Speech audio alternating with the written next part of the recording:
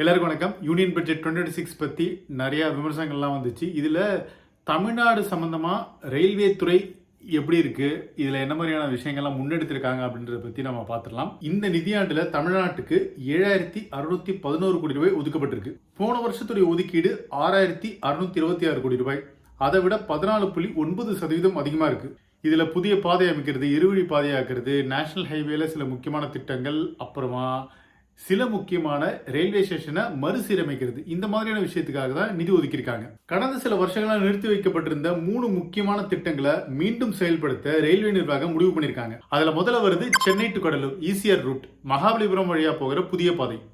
அடுத்ததா திண்டிவனம் டு திருவண்ணாமலை, இந்த பாதையும் தீவிரமான பரிசீலனையில் இருக்கு. மூணாவது வருது ஸ்ரீபெரும்புத்தூர் டு குடுவாஞ்சேரி, இருங்காட்டுக்கோட்டை வழியா போகிற இந்த பாதை தொழிற்சாலைகளுக்கு மிக முக்கியமா பார்க்கப்படுது. இது வந்துடுச்சுன்னா அந்த இடம் மிகப்பெரிய அளவில் வளர்ச்சி அடையும். இதுல இன்னொரு ரூட் இருக்கு, ஆவடி டு ஸ்ரீபெரும்புத்தூர் டு குடுவாஞ்சேரி. இதோடைய நீளம் 58 கிலோமீட்டர்.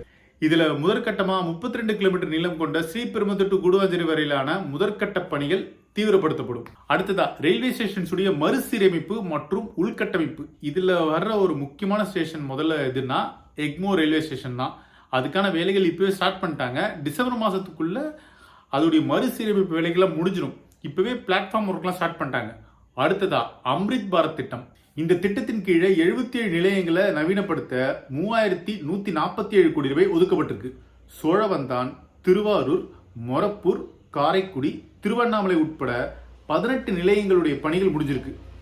இது வரைக்குமே 1350 கிலோமீட்டர் புதிய தண்டவாளங்கள் அமைக்கப்பட்டிருக்கு. 2386 கிலோமீட்டர் தொலைவுக்கு மின்மயமாக்கல் பணிகளும் முடிக்கப்பட்டிருக்கு. இதுல அடுத்ததா வருது நமோ பாரத்னு சொல்லப்படுற ஆர்ஆர்டிஎஸ் பத்தி பார்த்துடலாம். இப்போ டெல்லி டு மீரட் இடையிலான இந்த ஆர்ஆர்டிஎஸ் பணிகள்லாம் கடைசி கட்ட வேலைகள்ல இருக்காங்க. அதனால சீக்கிரமா முடிஞ்சிடும். இதுக்காக இந்த நிதி 2200 கோடி ரூபாய் குறைக்கப்பட்டிருக்கு. இப்போ டெல்லி மீரட் திட்டம் பொறுத்த வரைக்கும் கிட்டத்தட்ட அது வெற்றி தான். அதை தொடர்ந்து தமிழ்நாட்டை சுற்றி, முக்கியமாக தென்னிந்தியாவை சுற்றி சில முக்கியமான ஆர்ஆர்டிஎஸ் வேலைகள்லாம் நடக்க போகுது. அதுக்காக பிளானும் போட்டிருக்காங்க.